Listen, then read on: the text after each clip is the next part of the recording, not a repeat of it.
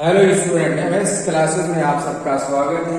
आज हम लोग जो है कक्षा 10 का जो मैथ है समांतर श्रेणी प्रश्नावली 5.3 का जो है उससे पहले का मतलब जो उदाहरण हम लोग कर रहे हैं, आज से उदाहरण नंबर 13 शुरू करेंगे। इससे पहले मैंने कुछ इसमें के जो उदाहरण हैं उस उदाहरण को हम बता चुके हैं पहले।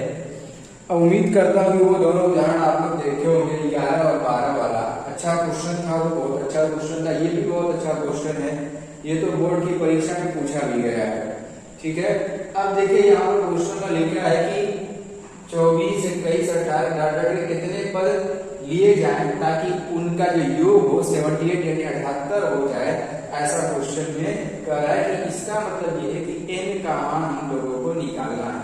अब देखिए यहाँ पर कैसे मान संभव होगा। तो सबसे पहले हमारे क्वेश्चन के अंदर जो समांतर श्रेणी दी है 24, 21, 18 डॉट डॉट, और वो जो 78 है वो इसका कोई अंतिम पद नहीं है या कोई इसका पद नहीं है। वो एस एन का मान क्वेश्चन के अंदर दिया है वो एस एन बराबर 78 है। ये जिस क्वेश्चन के अंदर वो दिया है।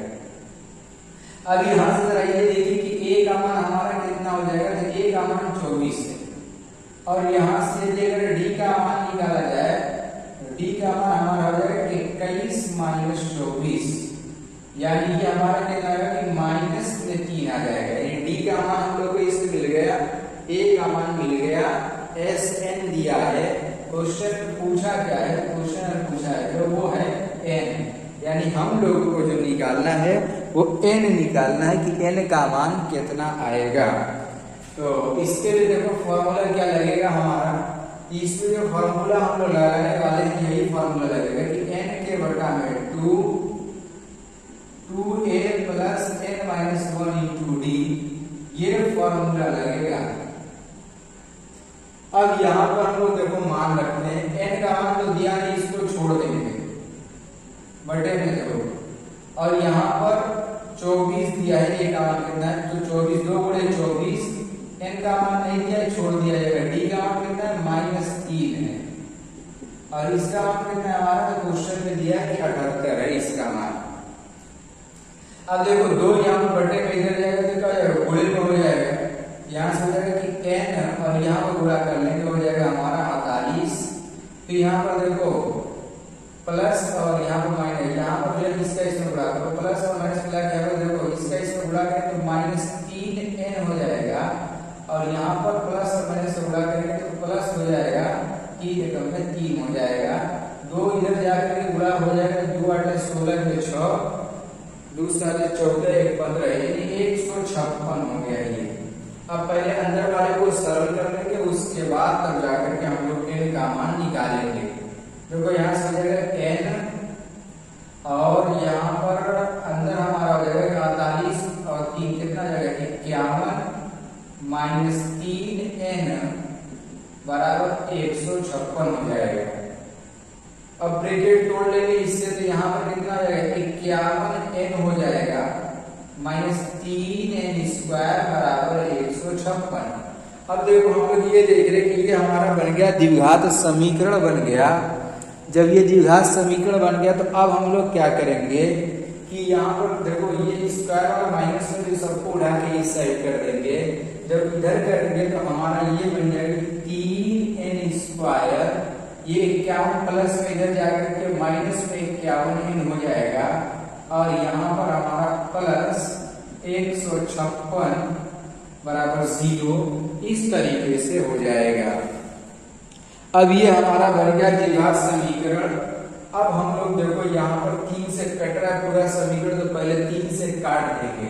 कट रहा है 3 भी 3 से कट जाएगा, 51 3 से कट जाएगा, ये भी 3 से कट जाएगा। यहाँ हो जाएगा कितना हमारा कि n square minus 17n plus 3 5 15, 3 दूनी 6 बराबर 0 हो जाएगा। इस तरीके से हमारा 3 से काटने पर ये मिल जाएगा।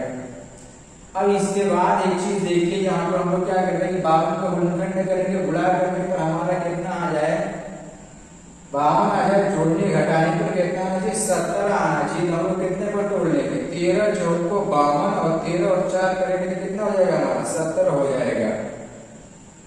तो यहाँ पर है कि एन स्क्वायर माइनस से ब्रैकेट लगा लेंगे हम लोग, यहाँ पर हो जाएगा 13n प्लस 4n प्लस यहाँ पर हमारा कितना है 52 बराबर 0।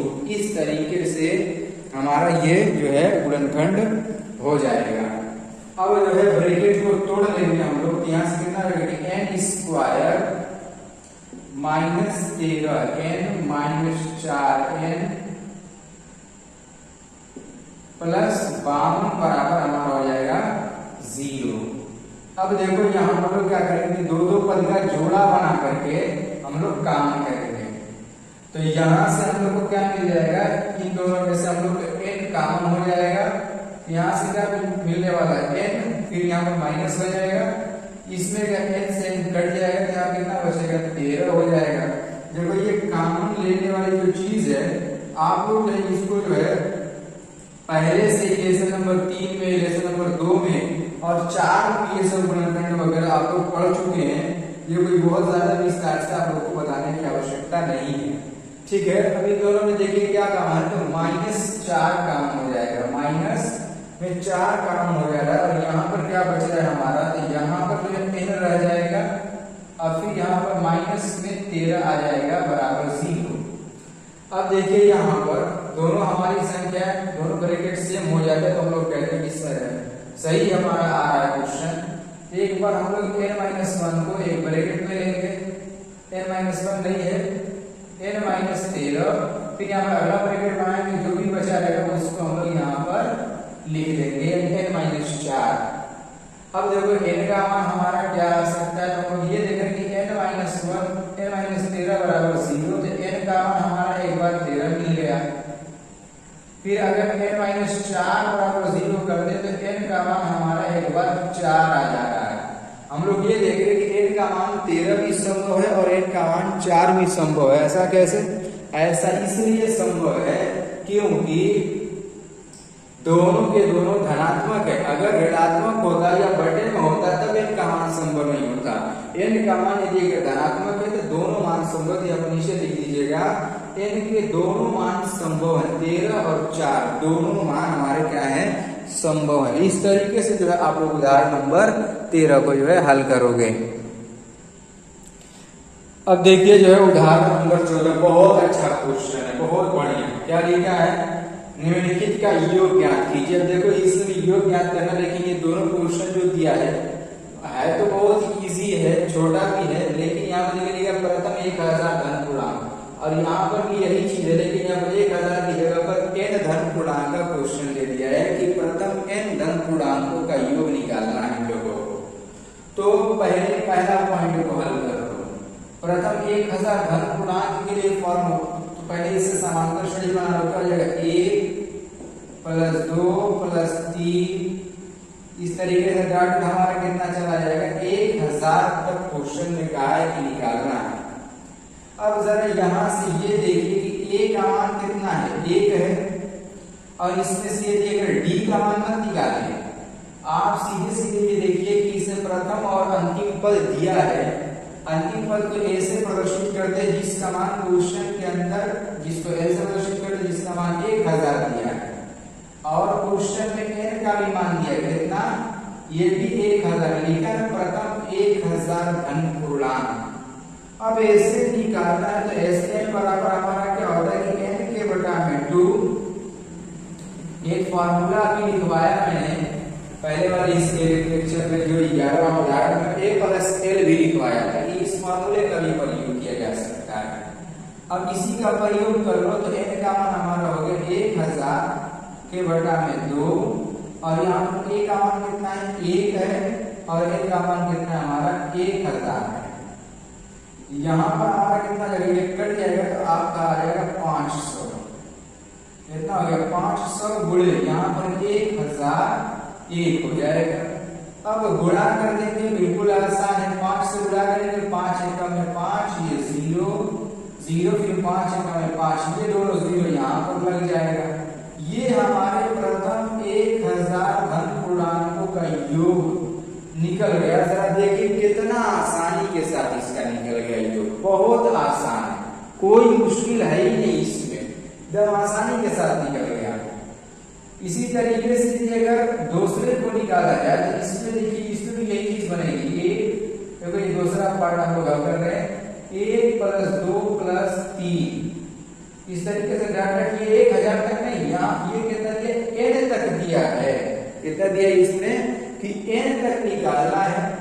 अब जरा ये देखिए इसमें a का मान कितना है 1 है और जो l का मान इसमें दिया है लास्ट यानी अंतिम पद कितना हमारा वो है हमारा n।